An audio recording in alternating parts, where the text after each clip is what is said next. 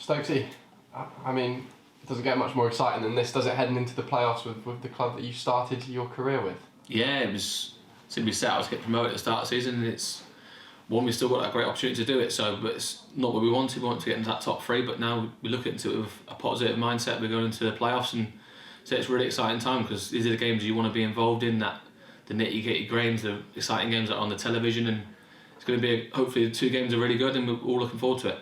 And you're someone with quite a bit of promotion experience actually over the last 5 years.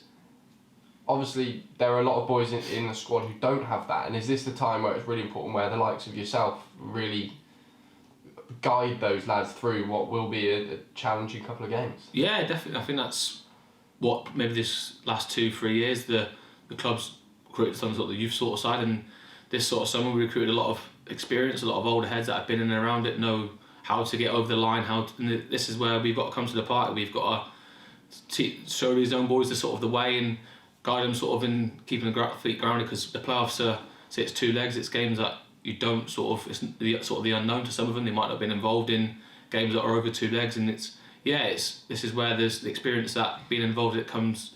You sort of lean on what you've been through in the past, and so that's what we have to do. We have to get in around the group and make sure that everyone is in that positive frame, and we go in there with the right positive attitude that going into Newport, that is, we're all going there fighting to win.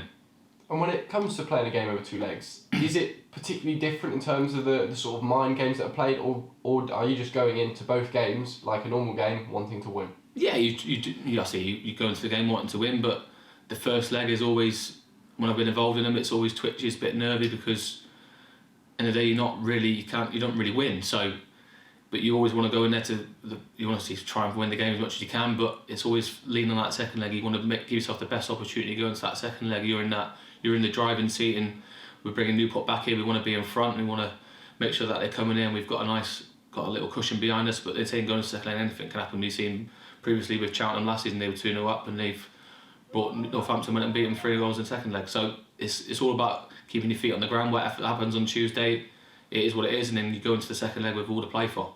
Is that a bit of a weird feeling then, like winning a first leg? Is it sort of a case where you're like, only half the job's done? Yeah, that's what it is. You got to treat it as a half time, regardless of the score, regardless if you win 3-0, lose 3-0, or you're drawing.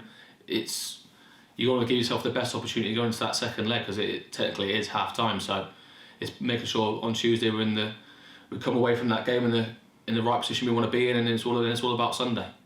And obviously Forest Green are coming into these playoffs on the back of 2 really handy wins against Tranmere and Oldham, but Newport are on good form as well, so it's going to be quite the game. Yeah, they were up there at the start of the season playing really good football, and the first game we played them here, they were a good side. They got the ball around, they passed the ball, but I think with their sort of pitch, they've had to change the sort of dynamics of where they're playing. We've been there, we know what it's all about. It was probably the worst pitch I've ever played on, and I think they've tried to sort it out as much best as they can, but it's going to be bubbly, it's going to be lively, and we've got to adapt, and we adapted greatly last time, and we went there and we've got to do that again. And I suppose there is that, isn't there, when it's across 2 legs and you've got to beat them in front of their fans, in front of your fans on 2 different surfaces, it adds that whole extra element, doesn't it? Yeah, with fans being back as well, it's going to bring that added sort of pressure. Games on television, that's another bit of pressure, and it's saying you're playing in a big game, so it's all adding up, and you've got to keep with the young group we've got, you've got to keep your feet on the ground, make sure the fine margins go in your way, and you give yourself the best opportunity to win the game. And just how much are you looking forward to having the Forest Green fans back in for the home leg, and do you have a message for those fans? Yeah, it's great. I think that's the boys were looking out for it, and we've always been thinking, hopefully, in that if we got into the playoffs, the fans will be allowed back, and it's fantastic. We can't wait to have them back, and fingers crossed that we're coming to that second leg with a good scoreline, and we're bringing it to that second leg, and we're all celebrating together come the end of it. And this club here at Forest Green, as you've mentioned in previous interviews, it's where your career got its real kickstart. So leading Forest Green through this playoff campaign, I mean, that'd be quite special for you, wouldn't it? Yeah, it means a lot. I think that's being captain as well. That was a big honour to do that, and then if I eventually get to lead the boys out at Wembley and hopefully go on and win it, and it'd probably be the pinnacle of my career, really. And that's what I set out to do when I first come back here. That I wanted to get promoted. I want to take this club to where it's not been before, and so the ambitions of the club is what, as a player, that's what brought me back, because you've got the chairman who's been driving it from day when I was here. I've been here since the day he first come in, so I know all about how this club wants to go and where it wants to go, and I want to be part of it.